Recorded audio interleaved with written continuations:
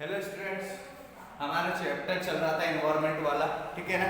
अब हमारा नेक्स्ट जो पॉइंट है इंडियन इकोनॉमिकल एनवायरनमेंट, भारतीय आर्थिक पर्यावरण, ठीक है ना। हमने कल जो पॉइंट पढ़े थे लास्ट लेक्चर में, डिमेंशन वाले पढ़े थे, ठीक है ना। उसमें सभी देशों के बारे में बताया गया था।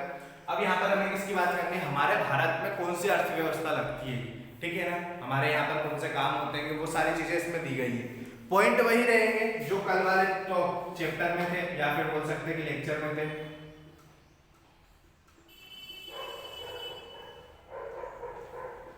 इकोनॉमिक सिस्टम में 3 पॉइंट थे, ठीक है ना।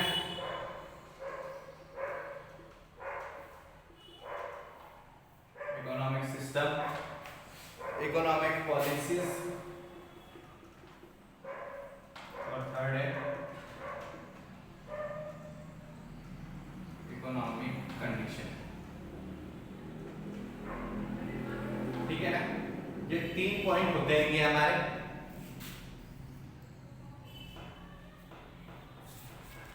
अब हमें क्या करना है, इसमें पहला दिया गया है हमें इकोनॉमिक सिस्टम। इकोनॉमिक सिस्टम में हमने 3 पॉइंट पढ़े थे कल, ठीक है ना। एक सोशलाइज्ड, एक प्राइवेटाइजेशन वाला, और एक पढ़ा था कंबाइंड वाला। ये कल जो पॉइंट पढ़े थे आज वही पॉइंट दिए हैं कि जो इंडिया है, भारतीय की आर्थिक प्रणाली जो होती है कि आर्थिक प्रणाली 3 प्रकार की होती है, समाजवादी, पूंजीवादी तथा मिश्रित। कौन कौन सी होती है, सोशलाइज्ड, कैपिटलाइज्ड और मिक्स्ड। तो हमारे इंडिया में हमने लास्ट लेक्चर में भी यही पढ़ा था, इंडिया में कौन सी लागू होती है, मिक्स्ड वाली, ठीक है ना। यहाँ पर कैपिटलाइज्ड भी और सोशलाइज्ड भी, दोनों को मिक्स करके रखा जाता है। भारत, इनमें से भारत में मिश्रित आर्थिक प्रणाली को अपनाया गया है, इसे मिश्रित अर्थव्यवस्था भी कहते हैं। भारत में मिश्रित आर्थिक प्रणाली अपनाने के उद्देश्य इस प्रकार से, इसमें व्यवसाय को सार्वजनिक, निजी एवं मिश्रित क्षेत्रों में विभक्त किया गया है, ठीक है। अब यहाँ पर क्या दिया गया, मिक्स रख ली हमने, तो मिक्स में क्या आ गया, सोशलाइज्ड भी आ गया, सामाजिक भी आ गया, कैपिटलाइज्ड भी आ गया, पूंजीवादी भी आ गया और मिक्स में आ गया। तीनों काम हो जाते हैं यहाँ पर। नेक्स्ट दिया गया, निजी की अपेक्षा सार्वजनिक हित पर अधिक ध्यान देना। यहाँ पर पब्लिक पर ज्यादा ध्यान दिया जाता है। हमारे यहाँ कोई सा भी बिजनेस किया जाता है, फिर कोई सा भी काम किया जाता है, तो सबसे पहले किसके हित में किया जाता है, पब्लिक के हित में किया जाता है। नेक्स्ट ये कुछ क्षेत्रों को निजी स्वामित्व के लिए छोड़ देना, और कुछ क्षेत्रों को क्या कराया, प्राइवेटाइजेशन कर दिया गया है, ठीक है। मतलब बहुत सारी ऐसी कंपनियां, जैसे मोबाइल कंपनी हो गई, सब प्राइवेट सेक्टर में आती है कि गाड़ी की बस वगैरह है, ये सब प्राइवेट सेक्टर में आ रही। लोकल परिवहन है, वो गवर्नमेंट ने रख रखा है। जैसे बहुत सारी चीजें हैं कि जो कुछ गवर्नमेंट के पास है, कि कुछ प्राइवेट सेक्टर के लिए छोड़ रखी है। नेक्स्ट ये अर्थव्यवस्था को रोजगारोन्मुखी बनाना। अब यहाँ पर जो प्राइवेटाइजेशन मिश्रित में ऐसा कर दिया गया है कि आपके लिए वो कोई सा भी पॉइंट है, ये बोल सकते हैं हम लोग कि यार प्राइवेटाइजेशन हो या सोशलाइज्ड हो, दोनों में बिजनेस में मतलब लोगों को क्या मिलना चाहिए, एम्प्लॉयमेंट मिलना चाहिए, रोजगार मिलना चाहिए, काम मिलना चाहिए। आप किसी भी सेक्टर में कोई इश्यू नहीं है ना, ठीक है ना, प्राइवेट हो या पब्लिक हो, बट लोगों को काम मिलना चाहिए, इसी का उद्देश्य।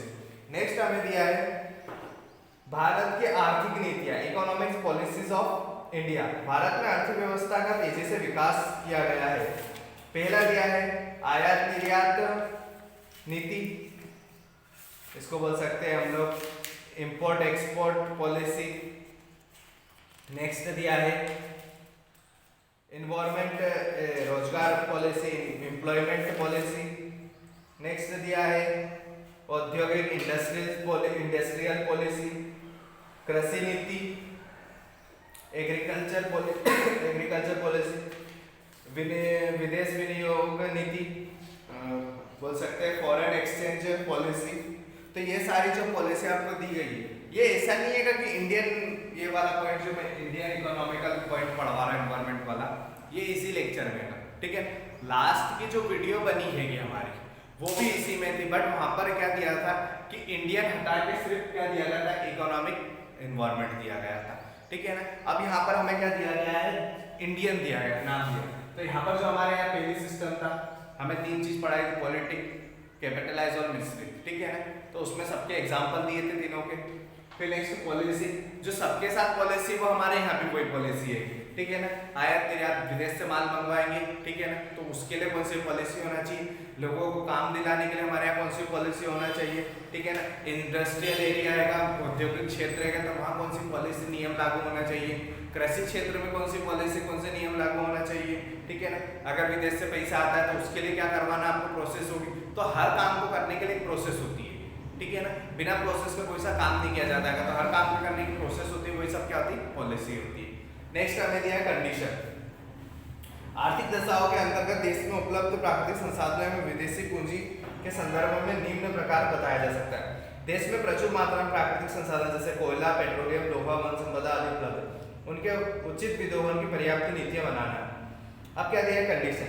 अब हमारे यहाँ पर बोल सकते हैं कोयला, पेट्रोलियम, लोहा, वन संपदा सब चीज है क्या अवेलेबल हमारे यहाँ, जंगल भी है, ठीक है ना, लकड़ियाँ भी मिल जाती है, लोहा भी हमारे यहाँ होता है, खदानों में से निकलता है, नेक्स्ट से कोयला भी खदान में से निकाला जाता है। तो ये सारी चीजों का विदोहन मतलब ये हो सकते हैं यूज आपको कैसे, कब और कहाँ कितना करना है, ये सबके लिए एक पॉलिसी बनाई जाए। अगर किसी को बोल दिया जाए कि नहीं आप एक काम करिए, आप बड़ा प्लांट डाल के एक ही बार में निकाल लीजिए सारा लोग, या फिर बोल सकते हैं कि जितना भी कोयला है एक ही बार में निकाल, तो इंसान मानेगा क्या, वो तो यही सोचेगा कि जो 10 साल में हो रहा है मैं 1 साल में कंप्लीट कर लूँ, उसको तो प्रॉफिट से मतलब है। बट नहीं, गवर्नमेंट ने रूल बना रखा है कि आप इससे ज़्यादा नहीं निकाल सकते, क्यों, अदर और कंपनियां भी अगर आप ही सब कर लोगे तो दूसरे क्या करेंगे, ठीक है। चलो ठीक है, आप आने वाले सालों का सब एक साथ ही निकाल के यूज़ कर लोगे, तो आगे जाके क्या होगा। पेड़ों की कटाई होती है हमारे यहाँ पे, अगर आप बोल दिया जाए कि एक ही दिन में अगर किसी को कंपनी को परमिशन दे दी जाए कि ठीक है आप जितने काट सकते हो काट लो, तो वो तो मानेंगे क्या, वो तो नई नई टेक्नोलॉजी मशीन एक बार पैसा लगाएंगे एक ही दिन में सारे पेड़ काट डालेंगे, ठीक है। तो गवर्नमेंट हर चीज़ की एक पॉलिसी कंडीशन रख के चलती है कि नहीं आपको इतना ही काम करना है, इससे ज़्यादा नहीं करना है, ठीक है ना। उनको अगर पेड़ की कटाई भी होती है तो एक लिमिटेड एरिया दिया जाता है, ठीक है, यहाँ पर आप कटाई कर सकते हैं, वो भी कंडीशन के साथ में, ठीक है ना, कि आपको किस तरह के पेड़ काटने, किस तरह के नहीं काटने, ये सारी कंडीशन उनको गवर्नमेंट द्वारा दी जाती है। नई आर्थिक नीति के पश्चात से ही भारत के प्रति विदेशी पूंजी विनियोग का आकर्षण बढ़ाएगा।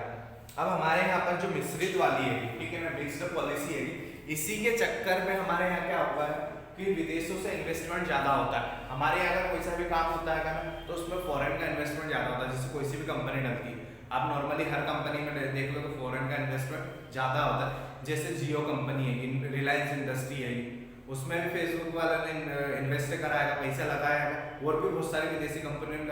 तो हर आप किसी भी फील्ड की कंपनी में देख लो, आप गेम खेलते हो उसमें भी यही होता है कि विदेश की कंपनियों ने इन्वेस्ट करा रहता है। तो जब से हमारे यहाँ पर पॉलिसी चेंज हुई है तब से हमारे यहाँ फॉरेन विदेशों से पैसा आना लगा है। भारत में आर्थिक विकास की दर को संतुलित बनाया जा रहा है।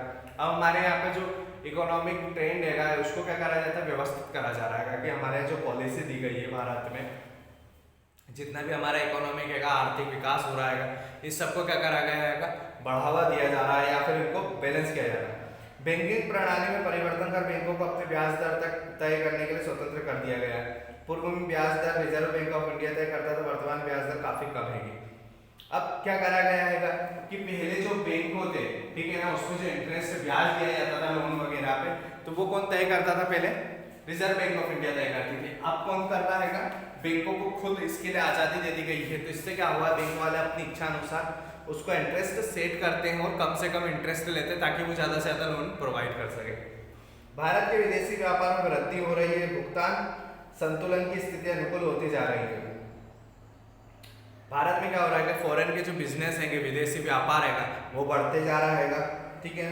जिससे क्या होता है, विदेशी बिजनेस जब हमारे इंडिया में आता है तो करेंसी भी आती है, जिससे हमें प्रॉफिट होता है। नेक्स्ट, भारत में वस्तुओं के मूल्य स्तर को नियंत्रण में रखा गया है, किंतु वर्तमान में मूल्य स्तर पर काफी वृद्धि हुई, जिससे नियंत्रण लाने में प्रयास किया जा रहा है।